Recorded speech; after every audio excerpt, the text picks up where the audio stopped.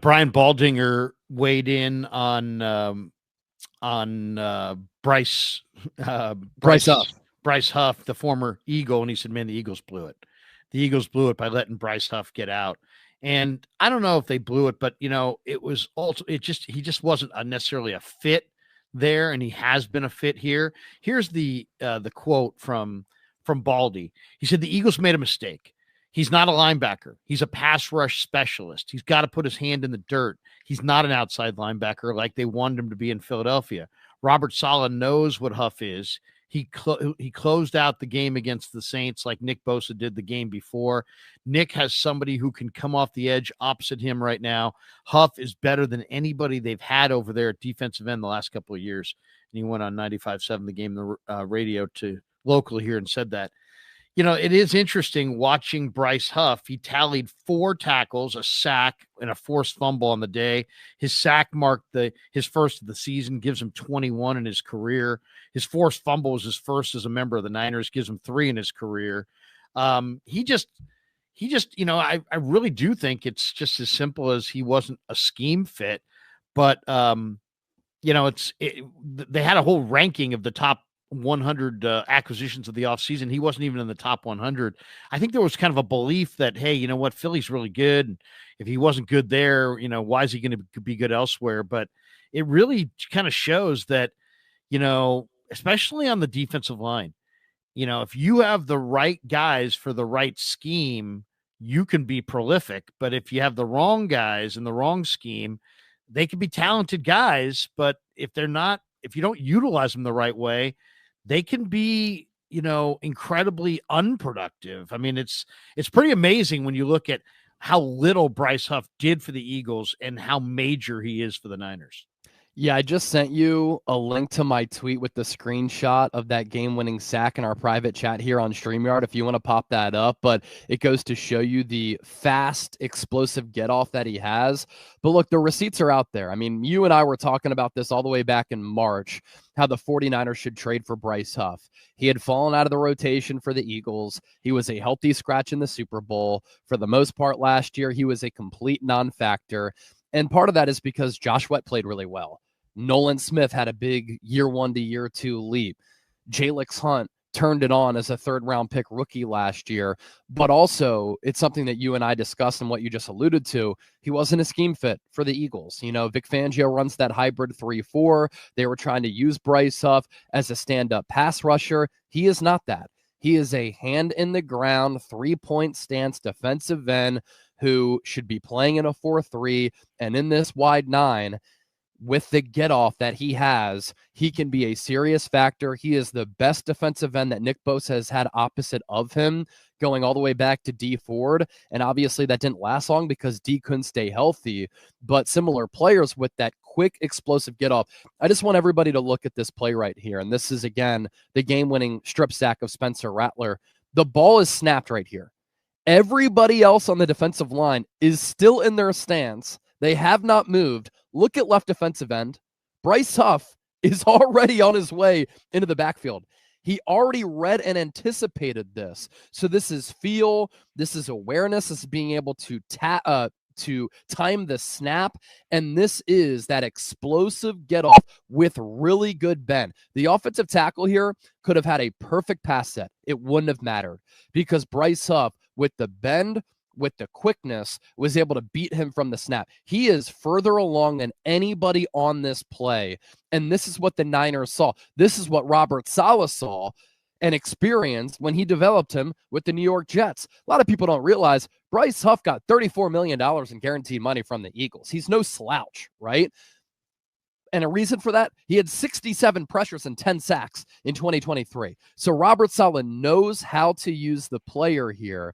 And the Niners are paying him under $8 million this year. He pretty much earned his paycheck being able to win this game and put it on ice in week 2 already. I think he's going to have a highly productive season, and they gave up a 5th-round pick, which can become a 4th. This is a highway robbery type of move for San Francisco, and it could really alter their season. But this is just stupid and silly right here with that screenshot. Yeah, no, it's a great screenshot by you. And if you look closely at it, who's the second guy who's Bosa. It's Bosa. At defensive tackle, by the way.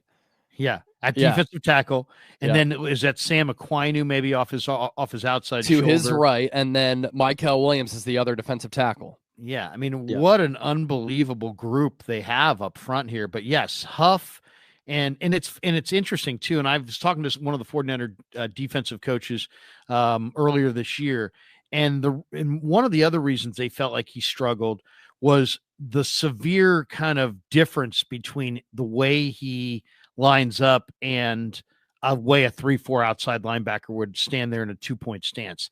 A 2-point stance, you're standing up. He's not in a 3-point stance. He's in a 4-point stance. Yeah. Bryce Huff gets in a 4-point stance and he gets really, really low. And if you say, what's his game? His game is his first 3 steps are choreographed to such a level, and his get off is so explosive that's the key to his game. I mean, you're seeing it literally right here. He is a solid he's probably a solid yard in front of every other guy. And the tackle here barely gets a finger on him. Yep. Barely gets a finger on him. Almost to the point where he's kind of pushing Huff towards the quarterback because the angle that he actually connects with him on, Huff's already gone by. Yeah. So it's been an amazing addition for the 49ers, and he looks like a guy who could make a huge impact on the 49ers going forward. What do you think the rush plan is going to be for Kyler Murray? Kyler Murray, I was looking at some of the numbers today. This is pretty interesting. Kyler Murray has averaged 52.8 rush yards against the Niners. He's 4-4 in 8 career starts, but he's 3-1 in the last 4.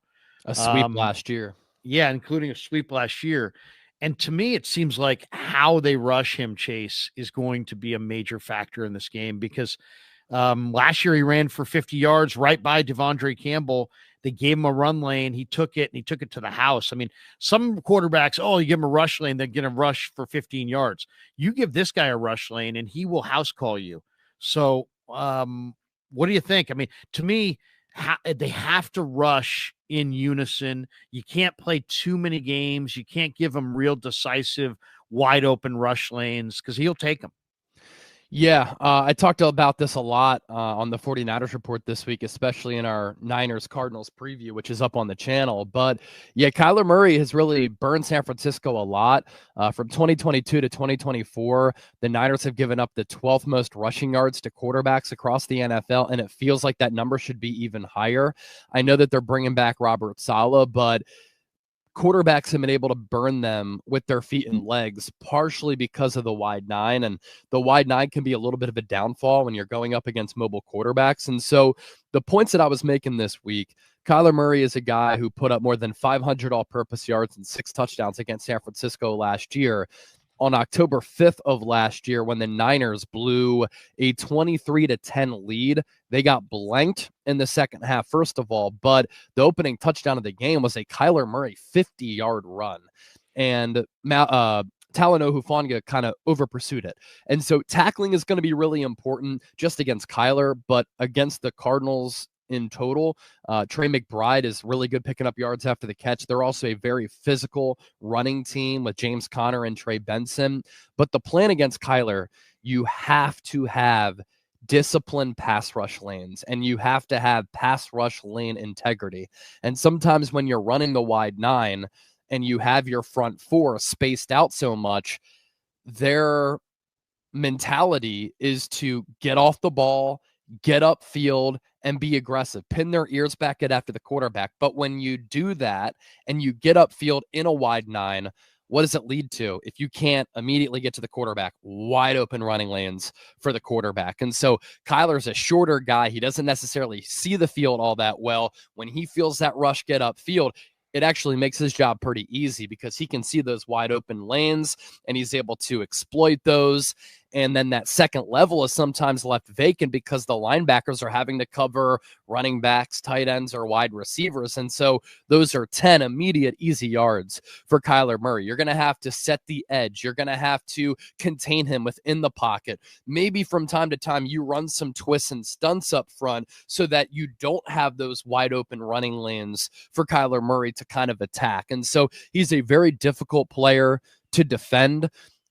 Once he feels the pocket collapse, he wants to use his feet to run to his right and left because, one, he's short. And so if his vision line is blurred, he just doesn't see the middle of the field all that well. So he'll try to run to his right to create plays downfield with his arm if nothing's there with his feet, which is why you got to set the edge. And then you just have to be disciplined in your pass rush lanes, because if you're not, and there are some wide open lanes, I mean, you're just making Kyler's job so easy. I know Nick Bosa, Robert Saleh said they have a plan for Kyler, some tricks up their sleeve. I'm very interested to see how they attack Kyler. And where Robert Saleh deserves a lot of credit, he's playing a lot of cover one this year. We're seeing him get very creative and exotic. I love how he's using players. Jair Brown as a big nickel, Mykel Williams, Nick Bosa at defensive tackle, using this NASCAR lightning package, whatever you want to call it, dialing up a corner blitz for Upton Stout because you're tapping into his strengths. You're playing into the hands and the favor of a guy like Marquise Siegel. But what you also have to give credit to Saleh for, his ability to really adapt with the modern nuances of how offensive football is being played. And so how the Niners defend Kyler now will be different than how they've tried to defend Kyler in the past.